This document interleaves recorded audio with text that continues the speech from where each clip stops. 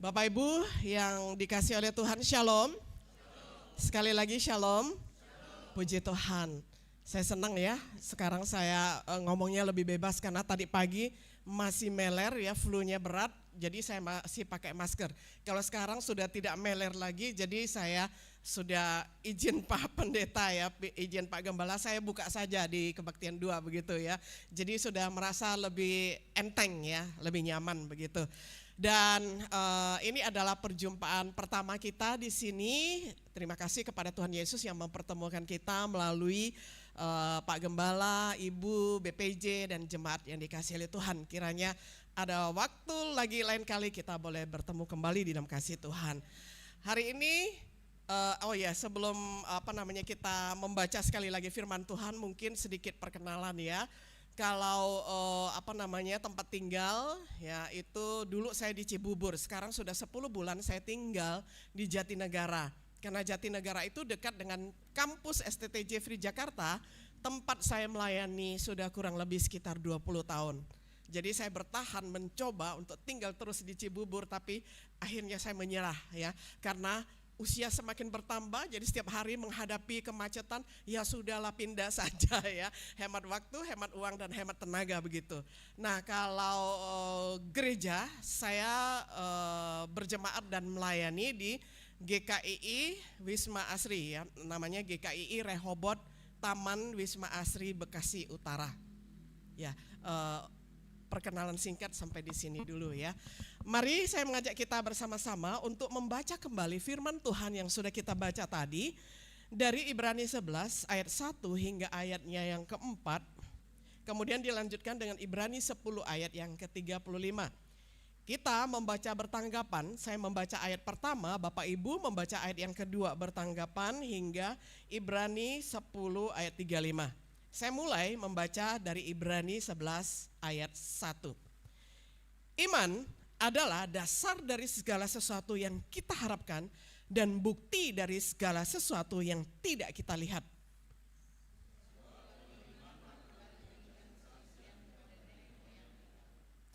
Karena iman kita mengerti bahwa alam semesta telah dijadikan oleh firman Allah, sehingga apa yang kita lihat telah terjadi dari apa yang tidak dapat kita lihat.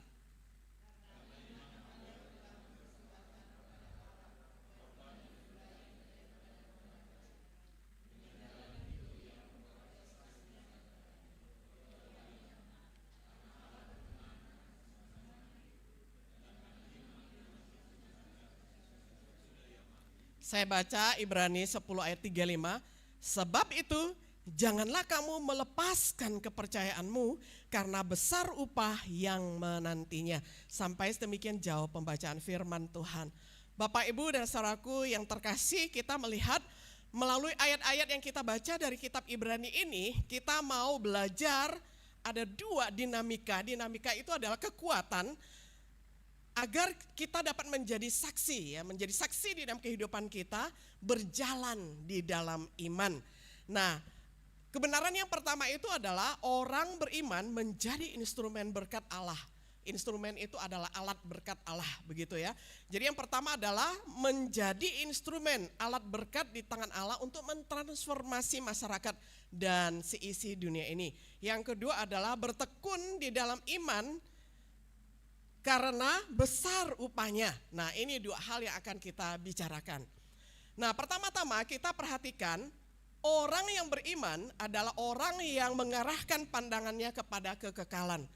Tadi ya setelah dijamu makan oleh Ibu Gembala, kami sempat ngobrol-ngobrol, dan tentu saja obrolan itu walaupun berbicara tentang kehidupan sehari-hari dan bisnis, tetapi ketika menyinggung tentang kondisi yang pada saat ini sedang tidak baik-baik saja ya, entah itu di dunia pendidikan, di dunia militer, dunia bisnis, kita yang ada di Indonesia kita tahu ya bahwa kondisi kita kurang baik pada saat ini. Tapi ujung-ujungnya bagi kita orang percaya, orang Kristen, kita selalu menyisipkan kata matematika Tuhan bukan matematika kita. Rencana Tuhan bukan rencana kita. Artinya apa? Rencana Tuhan itu jauh lebih indah. Matematika Tuhan itu jauh lebih sempurna. Kadang-kadang kalau kita melihat suramnya misalnya, bagaimana hari ini begitu sulit di dalam berbisnis, kita tidak habis pikir, kalau dihitung di atas kalkulator, kok rasanya nggak cukup ya. Tetapi di dalam Tuhan, karena di dalamnya kehidupan itu ada ucapan syukur, sering kita mendapatkan surplus. Nah itulah yang disebut dengan hal-hal kekal. Karena orang beriman senantiasa mengarahkan pandangannya kepada hal-hal yang kekal, bukan yang hanya ada di fana ya. Memang hari ini ya, kaki kita masih berjejak di bumi, betul kita masih berjejak di bumi. Tetapi kita juga adalah warga kerajaan surga, jadi segala sesuatu kita juga memakai prinsip-prinsip surgawi. Nah jadi orang yang berjalan di dalam iman adalah orang yang taat kepada Tuhan, yang mendapatkan kekuatan yang begitu besar di dalam hidupnya, sehingga hidup mereka dapat dipakai untuk menjadi alat berkat kebenaran, ya, menjadi alat berkat yang besar bagi umat manusia, yang mentransformasi, yang mengubahkan kehidupan dunia ini. Katakanlah Yesus ketika dia seorang pemuda yang berumur 30 dan melayani 33 tahun ya. Melayani 3,5 tahun, jadi hidupnya hanya sampai 33,5 tahun. Dia itu hanya mempunyai 12 murid, tetapi 12 murid itu sudah menjadikan, sudah menggoncang dunia sampai pada saat ini. Jadi ada orang Kristen pada saat ini, ya dunia ini sudah berpenduduk 8,3 miliar, tetapi kita melihat bahwa banyak di antara mereka yang sudah menjadi Kristen karena peran dari 12 murid. Artinya apa? Bukan jumlah yang dilihat, tetapi bagaimana orang yang berjalan di dalam iman itu mentransformasi masyarakat, mentransformasi dunia ini. Jadi kekristenan yang ada pada hari ini itu tidak terlepas dari ke-12 rasul. Ya kan 12 cuma selusin, ya kan gak banyak-banyak. Tetapi kontribusinya kepada dunia ini luar biasa banyaknya. Jadi hanya mereka yang hidupnya telah diubah dan diberkati oleh Allah, dia dapat menjadi alat berkat di tangan Tuhan. Dapat menjadi alat berkat bagi masyarakat umum, gereja, dan keluarga kita masing-masing.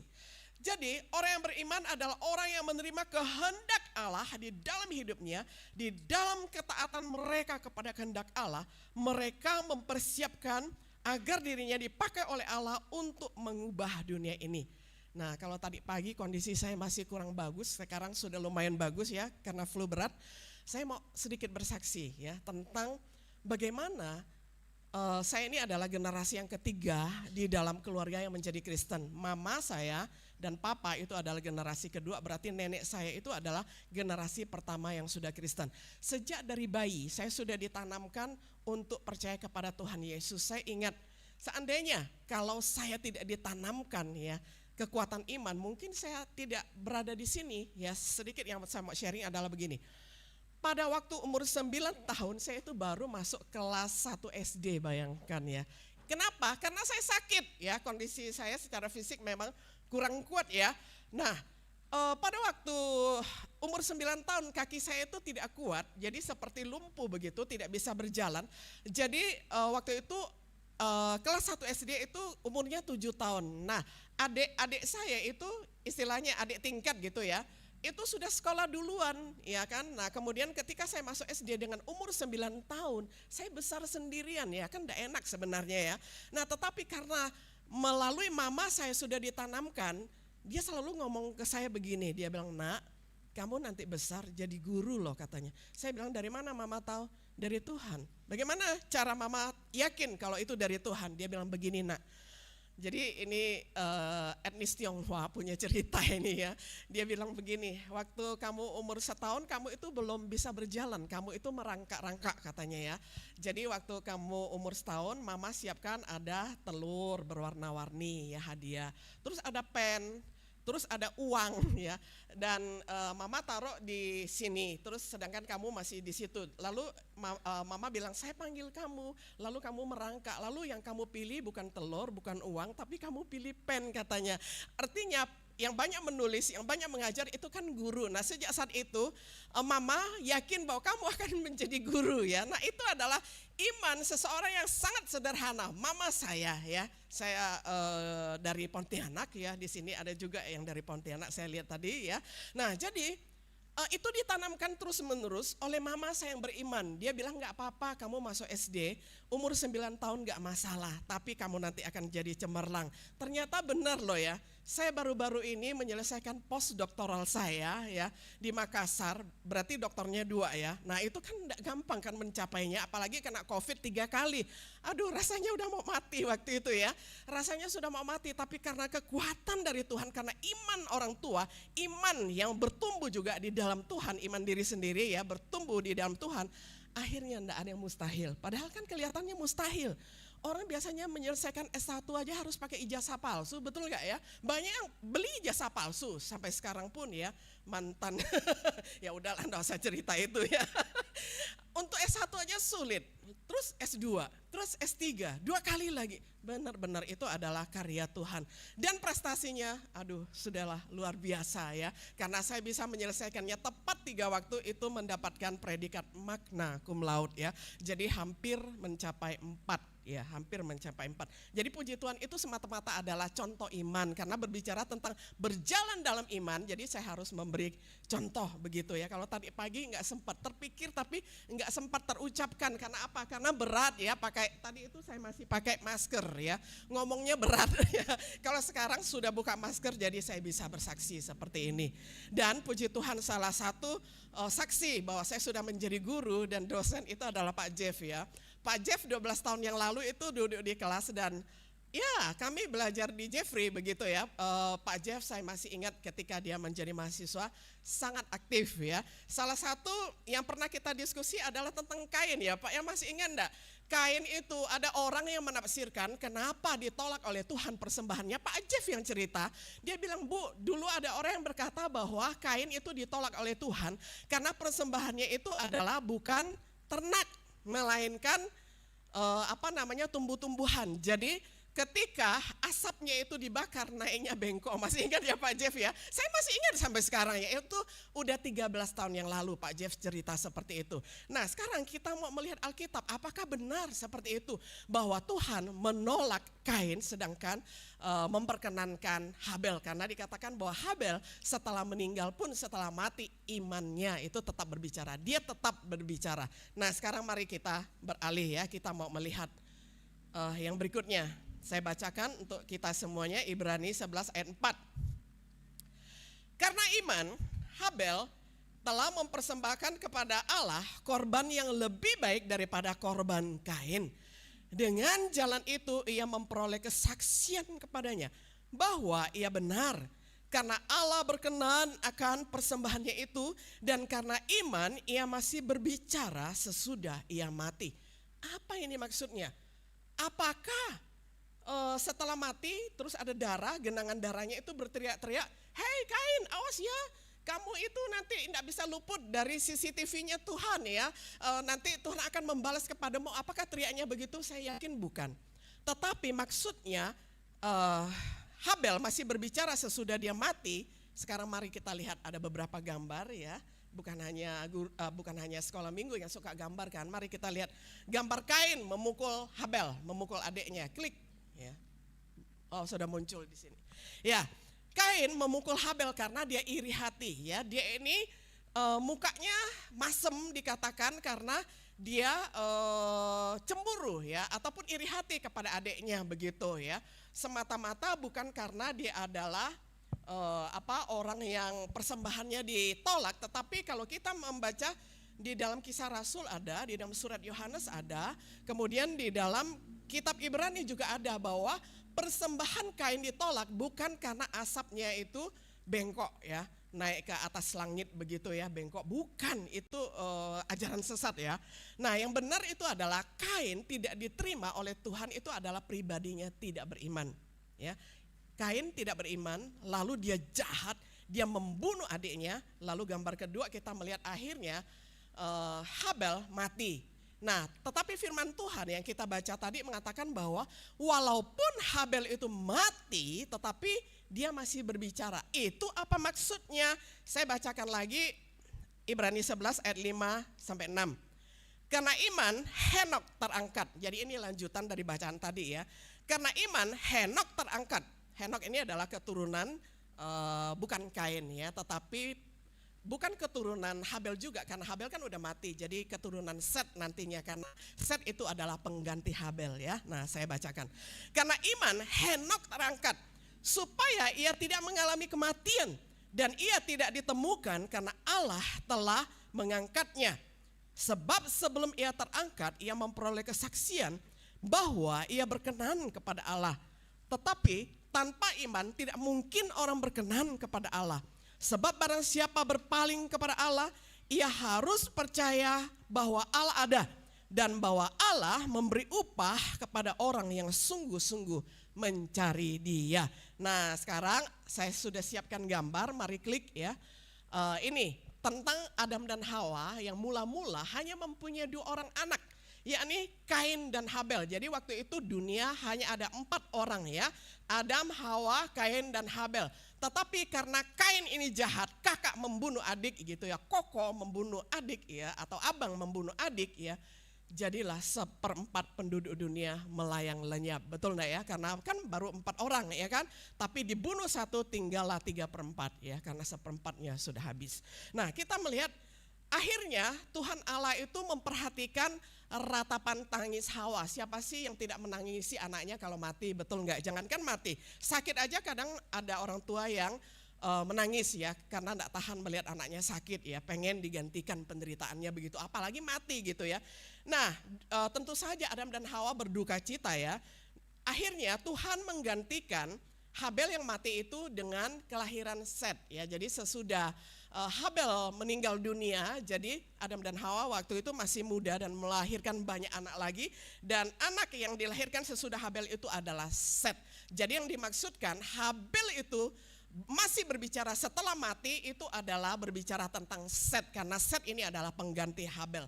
Kita melihat sekarang membandingkan antara keturunan Kain dan keturunan Habel yang dikonversi ke Set begitu ya, yang ditukar ke Set begitu. Nah, sekarang kita pertama-tama mau melihat tentang Kain terlebih dahulu, orang yang jahat ini.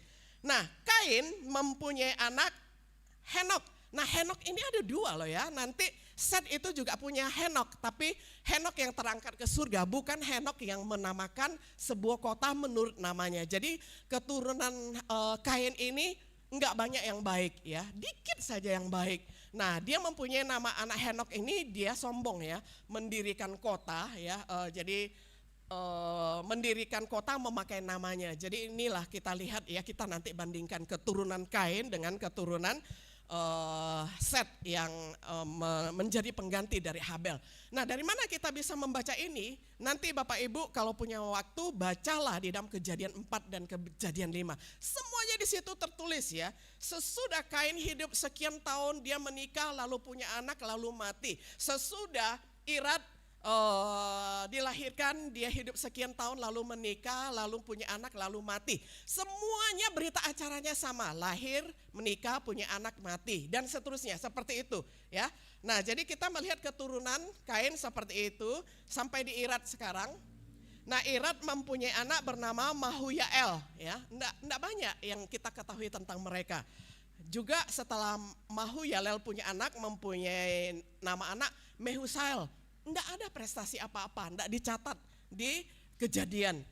Nah, lalu tiba Mehusael mempunyai anak bernama Lamek. Nah, Lamek ini ada di keturunan Kain dan juga ada di keturunan Habel. Nah, makanya kalau dibuat silsilah seperti ini lebih mudah kita untuk memahaminya. Kalau enggak kita bingung. Tadi di Kain muncul Lamek, muncul juga Henok, tapi di keturunan Set kok iya juga ya. Nah, tapi kalau kita buat garis keturunan begini jadi mudah ya untuk mengetahuinya. Nah, Lamek ini adalah poligami yang pertama. Lihat dia punya istri 2 kiri dan kanan ya, Ana dan Zila. Nah, ini adalah orang yang berpoligami pertama kali. Bukankah itu dosa? Karena Tuhan tidak menetapkan poligami ya kan. Nah, jadi keturunan Kain tidak banyak prestasi yang bagus ya. Kebanyakan adalah jahat seperti papanya, yang baik ada sih sedikit. Nah, dari keturunan poligami ini lalu lahirlah Yubal, Yabal, Tubal, dan Naamah. Nah, hanya 3 nama ini, Yubal, Yabal, dan Tubal ini yang baik sedikit. Mari kita lihat ya, Yubal itu klik ya.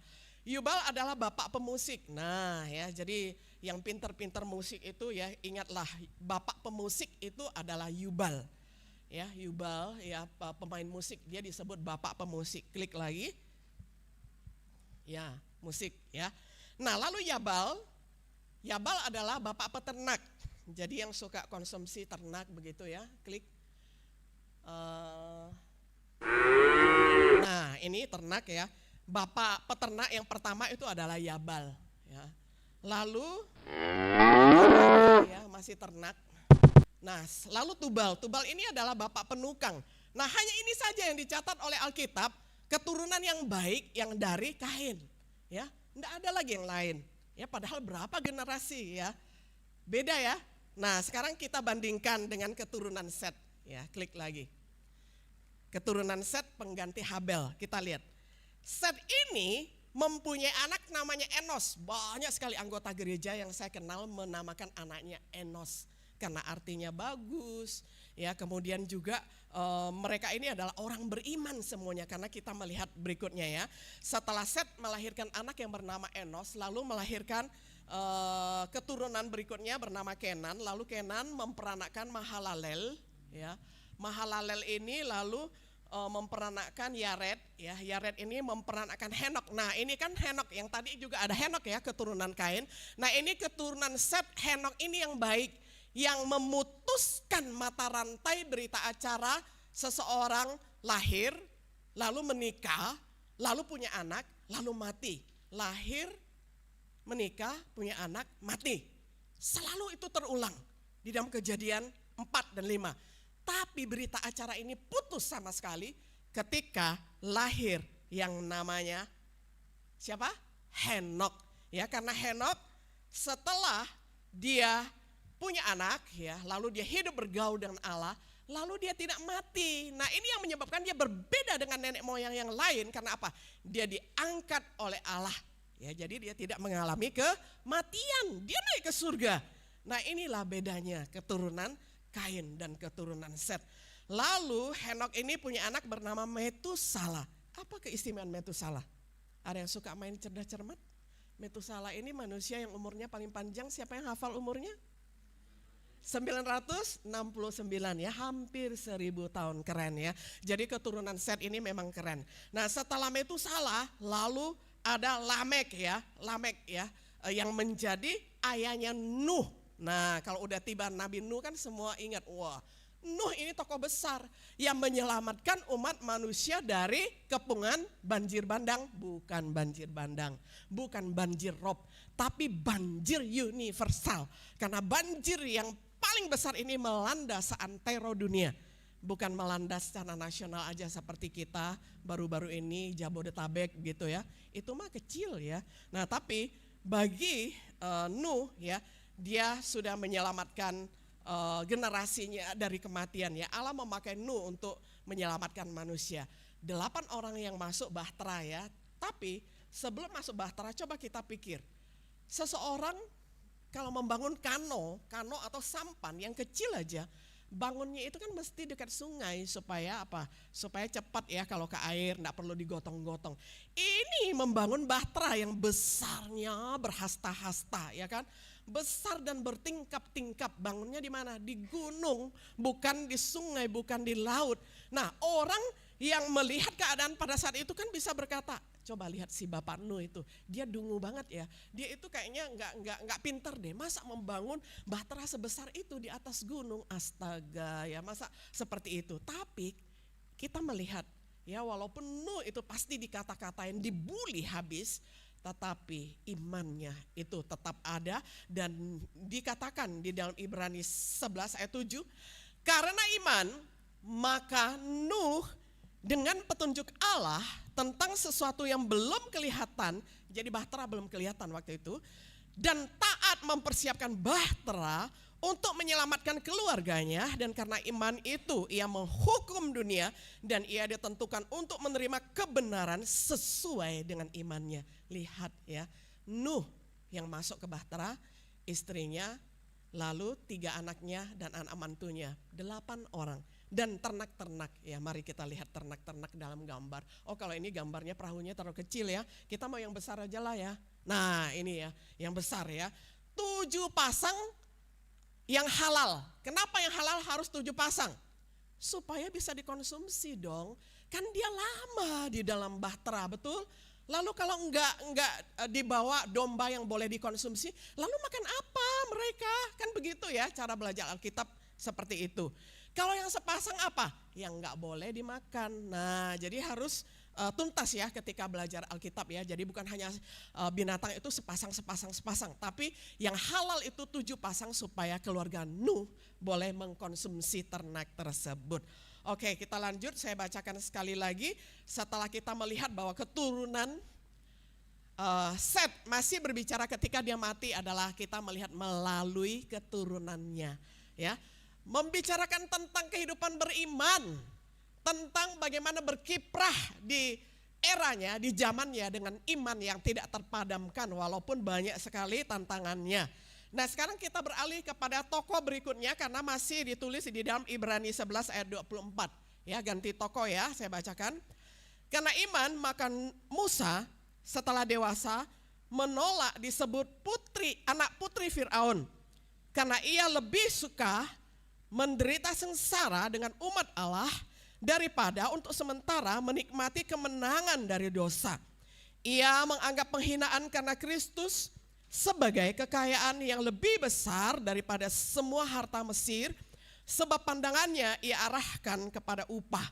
Nah, jadi upah itu begitu memotivasi dan mendorong.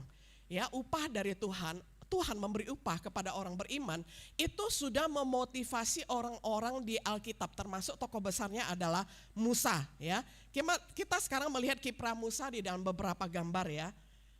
Nah, gambar yang pertama ini kita tahu bahwa Tuhan memberikan dia sebuah tongkat kayu biasa-biasa saja, tetapi ketika dipakai untuk mendatangkan mukjizat, akhirnya tongkat kayu itu yang tidak berharga sama sekali disebut sebagai tongkat Allah, karena Allah pakai instrumen itu menjadi berkat. Dia mengadakan 10 tanda. Ya, tanda itu sebelum mengadakan membelah Laut Merah atau Laut Kolsom atau Laut Teberau. Nah, dia sudah mengadakan yang namanya itu tulah 10 dengan tongkat yang teracung, ya kan? Nah, dengan tongkat yang biasa-biasa tetapi dipakai demi kemuliaan Allah disebut menjadi tongkat Allah. Nah, apalagi kita semua manusia di sini lebih berharga daripada sehelai tongkat loh, kok sehelai? Sebatang tongkat, ya kan? Lebih berharga kan kita ya daripada sebatang tongkat atau sebatang besi atau sebatang mic begitu ya, seunit mic ya.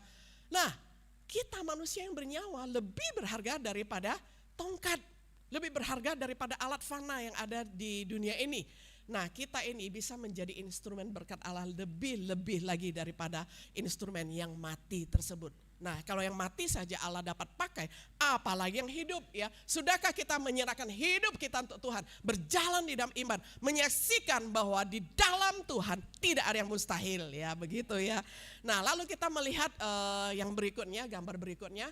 Nah, kalau di gambar ini tidak seberapa seram, tetapi kita membayangkan di dalam imajinasi kita, air itu ya begitu besar, dan ketika Firaun dan tentara-tentaranya mengejar pakai kereta, pakai kuda, dan ini ketika air itu nutup kembali berbalik, maka tenggelamlah ya tentara-tentara Firaun. Dan pada hari ini banyak penemuan ya di Laut Teberau, di dasar samudera ya, dan akhirnya diangkat ke permukaan dan dicocokkan dengan kereta-kereta yang ada di Museum Mesir. Sama ya, artinya apa? Kalau ada orang yang mengatakan itu dongeng, itu bukan mukjizat, percayalah bahwa Alkitab itu adalah kitab sejarah juga. Dia tidak pernah menulis mitos ya. Alkitab tidak pernah menulis mitos, semua yang ditulis itu adalah fakta iman. Sehingga kalau kita melihat kalau Musa melakukan perkara besar dengan tongkat kayu yang disebut menjadi tongkat Allah karena dipakai untuk kemuliaan Allah, kita apalagi? Kita adalah manusia Allah, karena kita lebih berharga daripada tongkat. Kiranya Tuhan menolong kita semua untuk dapat melakukan firman-Nya, dan dinamika kesaksian kehidupan orang yang berjalan di dalam iman itu sangat dahsyat. Maka ingatlah orang yang beriman, kita semua ini dapat menjadi alat berkat di tangan Tuhan yang dahsyat ya. Sama seperti saya tidak pernah menyangka saya yang memulai pendidikan di umur 9 tahun, astaga ya. Anak umur 9 tahun sekarang kan udah kelas 4, betapa malunya daku gitu ya kan. Nah tapi karena Tuhan pakai iman mama saya dan saya sendiri tumbuh imannya. Ya, sekarang orang yang sekolah di usia 7 tahun belum tentu bisa mengejar saya. Begitu ya kan. Nah ini tidak ada yang mustahil, ini adalah contoh yang hidup. Lalu yang kedua, bertekun di dalam iman karena besar upahnya. Jadi kita boleh mengharapkan upah karena Tuhan sendiri yang bilang ya, akan ada upah yang besar bagi orang yang berharap kepadanya, yakni pahala kita, mahkota yang akan kita terima ketika kita bertemu muka dengan Allah. Mari kita berdoa dan minta dan kasih Ibu Gembala pimpin kita dalam doa.